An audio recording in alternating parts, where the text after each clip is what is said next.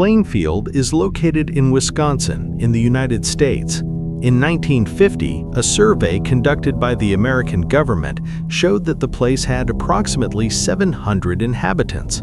Quite isolated, this rural area offered great tranquility to its residents, or at least that is how it was until the arrival of Ed Gein, an apparently friendly and helpful man who had moved there with his entire family. After the disappearance of 2 women, the calm of that place was threatened, but the story would become truly bizarre when agents entered Ed's house and found furniture and objects made from human body parts. No horror film could ever replicate the terror in the eyes of those police officers.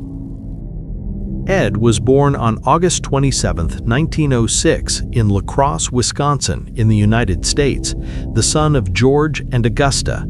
His mother was an extremely religious woman, spending part of her days preaching to her children. Ed's father was an alcoholic and displayed aggressive behavior toward his own family.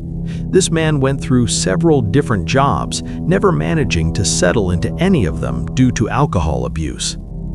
Augusta seemed very concerned about the influence that a large city could have on her children. La Crosse was not exactly a large city, but in the woman's eyes, it already offered enough dangers.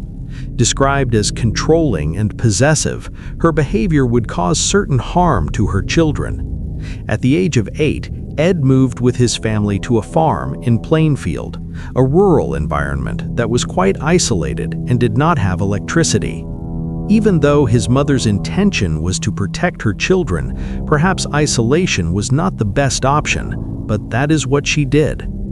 Ed was described as a calm and quiet child, passionate about books. He managed to make some friends at school, but when he brought these boys to play at his house, they were expelled by Ed's mother, who believed that the entire world was corrupted and therefore a bad influence on her son.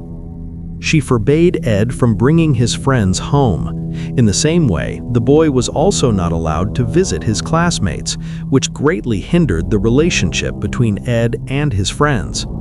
Augusta tried to raise her son inside a bubble without realizing that she herself would not be there forever. Ed became emotionally dependent on Augusta, dividing his feelings toward her mother between love and hate, a point that likely influenced his crimes in the future. Being closer to his mother and brother, Ed learned to work on the farm and began helping the family with these tasks. At the age of 13, he dropped out of school to work full-time on the family farm.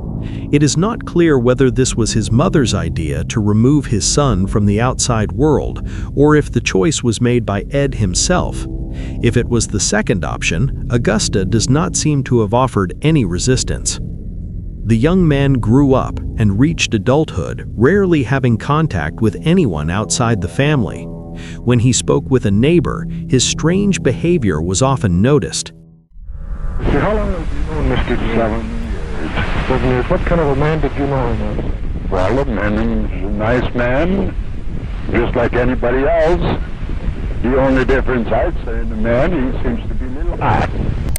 Not being accustomed to other people and hearing that the entire world was evil, it is understandable that his behavior was not what others expected. As we always mention here, none of the difficulties Ed faced in his childhood should be used as excuses for what he would do in the future. On April 1, 1940, Ed's father died, a victim of heart failure. At 33 years of age, Ed also witnessed his brother going through a certain change during that period. Henry was now struggling to free himself from his mother's control, even becoming critical of her, a behavior that in Ed's eyes was unacceptable. Augusta had created for her children the image that she was the only good person in the world. This message seems to have impacted Ed on a much deeper level than it did Henry. In May 1944, a forest fire spread across the Gein property, and Ed and his brother ran to try to extinguish the flames. At a certain point, they separated, losing contact with each other. Ed and ran to seek help in fighting the fire. With the flames under control, a strange point emerged. It was unclear how Ed knew where to find his brother's body, since according to his own account, they had separated during the fight against the fire. On Henry's head, however, some injuries indicating blunt force trauma were found. The report of the medical examiner responsible for the analysis declared Henry's death as caused by a heart attack, with the injuries to his head attributed to a possible fall. At the time, no one suspected Ed, who still had the image of being friendly and hard-working. Today, many people believe he killed his own brother out of revenge, since Henry had rebelled against his mother. Working with this hypothesis, Ed may have also found a way to keep all of his mother's attention for himself, since he was completely dependent on her attention and would now be alone with her on the farm. Augusta's reaction upon learning of her son's death may not have been what Ed expected. Inconsolable over the news, she suffered a stroke and remained bedridden for 19 months. Ed took care of his mother, in addition to preparing her food and changing her clothes. He often lay down with her, caressing her with the intention of comforting her. The woman showed improvement in her condition, but soon suffered another stroke, dying on December 29, 1945. At 39 years of age and now completely alone in the world, Ed seemed to be going through the worst moment of his life. Having placed his entire emotional connection in Augusta, her death was an extremely impactful event for Ed, and this may have been reflected inside his home. After that day, he no longer cared about organizing the residence. Trash that was no longer taken outside began to accumulate alongside broken furniture and objects, probably a mirror of what Ed's mind was like at that time. It is common for people affected by depression or going through severe mental turmoil to allow the environment around them to become disorganized, just like their thoughts, which may make professional help and monitoring necessary, something Ed never had, living alone with his thoughts. The man became fascinated by death. His love for reading grew exponentially, leading him to consume all kinds of adult content books, including medical books. He became particularly interested in the story of Ilse Koch, the wife of a concentration camp commander, who became infamous for keeping pieces of prisoners' skin, especially from those without tattoos. Ed, already filled with disturbing thoughts, seems to have added this information to his mind, further fueling his fascination with death. In 1947, Ed could no longer endure his mother's absence, allowing his fantasies to overcome him. He decided he would bring Augusta back home. Armed with a pickaxe, he went to his mother's grave. Ed attempted to exhume her body but was unsuccessful. In that region, due to the soil conditions, some graves were reinforced with a concrete layer for support. Frustrated and unable to exhume his own mother, Ed had another idea, perhaps even more disturbing. Consulting cemetery records, he began searching for women similar to Augusta. With this information, he began digging up and exhuming a large number of bodies, all female. In his car, he transported parts of those bodies into his home, and when he could not take an entire corpse, he would take portions of it. His objective was now to reconstruct his mother in some way. Over the next 12 years, Ed accumulated human body parts inside his residence. Every day, he checked the local newspaper in hopes of seeing whether a woman had died recently. Obsessed with this terrible fantasy, he transformed the already disorganized house into a real horror film set. He always dug in fresh graves at night, and no one seemed to notice what was happening there. Over time, the bodies that matched the characteristics Ed was looking for ran out. However, his fantasy still demanded more. Determined to continue this madness, Ed, now 51 years old, would no longer wait for the next grave to be filled. On November 16, 1957, the hunting season began in Plainfield. At that time, practically all the men went out hunting on that date. The town, usually very quiet, became deserted. Taking advantage of this, Ed drove to a local store. The owner of the establishment was Bernice Worden, a 58-year-old woman. In the weeks prior, Ed had visited the store and displayed very strange and inappropriate behavior. He tried to flirt with Bernice, asking her out. Even after being rejected, Ed seems to have developed a certain obsession with the woman. Knowing that hunting season meant fewer witnesses, he arrived at the store at approximately 9:30 a.m. Ed asked for half a gallon of a chemical compound known as antifreeze. With the receipt already written by the woman, he left the store and headed to his car before returning to carry out his plan. This first trip was likely made to ensure that the woman was alone inside, which unfortunately was true. Ed then returned with a .22 caliber rifle and asked for another item to purchase. Since it was hunting season and Ed was known in the area, this did not raise suspicion. As soon as Bernice turned her back, the man fired a shot into the back of her neck. She fell to the ground and did not survive the injury, dying at the scene. Ed loaded the body into his car and drove toward his farm. At approximately 5 o'clock in the afternoon, Bernice Worden's son, who at the time was the deputy sheriff, arrived at the store. He found the floor stained with blood. The last receipt issued was in Ed's name, and this, combined with his strange behavior in the previous weeks, turned him into a person of interest. A few years earlier, on December 8, 1954, Mary Hogan, aged 51, had been reported missing. Very soon, the police would be able to connect both cases. That same day, after the discovery of blood in the store, the deputy sheriff assembled 2 police teams. Ed was having dinner at a neighbor's house that night as if nothing had happened. Even with numerous human body parts inside his residence, he seemed oblivious to the fact that he had murdered a woman earlier that day, which indicates a lack of remorse or empathy. One of the police teams went to his residence, while the other went to arrest him. On November 16, 1957, Ed was taken into custody. While the criminal refused to speak, the second team entered Ed's farm, finding the house door locked. The officers walked around the property, reaching a kind of shed behind the residence.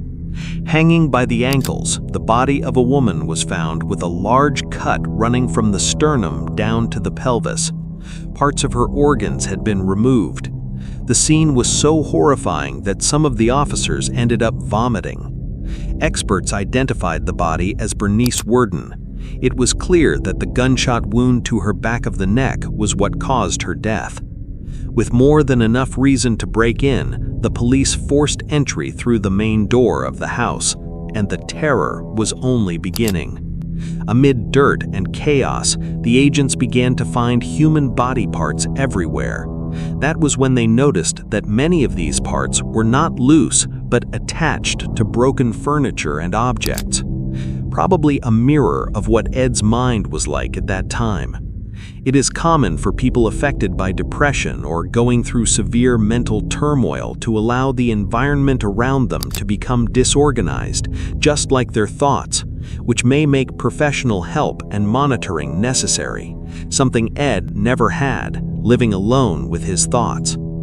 They also found a container filled with human noses, a box with female genital organs, some painted and tied with ribbon, a belt made from female nipples, and human lips, some of them painted with lipstick. Impulsive, sickening, and grotesque were just a few of the terms used to describe that house. It was truly unbelievable that someone could live in a place like that, and it would get even worse. Reaching Ed's bedroom, the agents found several masks hanging on the wall, all made of human skin. The criminal had carefully removed the skin from the faces of those women, turning it into something he could wear. Inside a bag, they also found the head of a woman, later identified by forensic experts as Mary Hogan, the woman who had been missing since 1954. When opening Ed Gein's closet, the agents made the final discovery, and perhaps the most cruel and perverse of all. There, separated into two parts, was something hanging, a kind of clothing made of human skin. A blouse and a pair of pants sewn together so they could be worn, complete with female breasts and genitalia. Beside it, a pair of gloves made from the fingers of corpses with fingernails scattered everywhere. That scene felt so detached from reality that none of the town's residents believed the story when they first heard it. Macabre and bizarre still seemed insufficient to describe that house. With Ed's secrets revealed, investigators went to meet him in an attempt to obtain some explanations. After a long silence, Ed asked for a slice of apple pie or a piece of cheese and began to talk. Over the course of approximately 40 trips to the cemetery, he disturbed the dead, collecting parts for his repulsive collection. According to Ed himself, on some of those occasions he returned home empty-handed, claiming he was in a kind of trance-like state. When questioned, he denied having any kind of intimate relationship with the bodies. He also agreed to lead the agents to the desecrated graves. Later, forensic experts were able to confirm that those graves had indeed been violated. Regarding the clothing made of human skin, he explained that he wore it as if it were a costume. Choosing one of the masks hanging on his wall, he would walk around the farm pretending to be his own mother. A complete disconnection from reality, revealing much about Ed's mental state at that moment. With parts of corpses wrapped around his body, he tried to reconstruct the bubble in which he had lived his entire life, perhaps the legacy of a life of isolation, gradually eroding that man's mental health day after day. As for the two murders he himself confirmed during interrogation, this may have been a response to the balance of love and hate he felt toward Augusta. It is possible that by taking the lives of those women, he was attempting to harm the image of the controlling woman who had prevented him from having friends. At the same time, he used parts of those same women to try to reconstruct the love of his life. Ed's case was so disturbing that investigators initially did not believe his story. They worked under the hypothesis that he was a serial killer until forensic analysis confirmed the attacks on the graves. This led agents to open other graves not pointed out by Ed to make sure he was not lying. Altogether, the criminal admitted to stealing parts from 9 bodies. However, investigators were able to identify 12 human heads on Ed's property, and even adding the 2 women he murdered, the numbers did not add up. Unfortunately, the police were never able to obtain more information about who this other victim might have been. These crimes took place in the late 1950s, when technology available to specialists was very limited, which made further clarification of the case difficult. This terrible story drew media attention, and along with curious onlookers, descended upon that small town, changing the horror genre forever.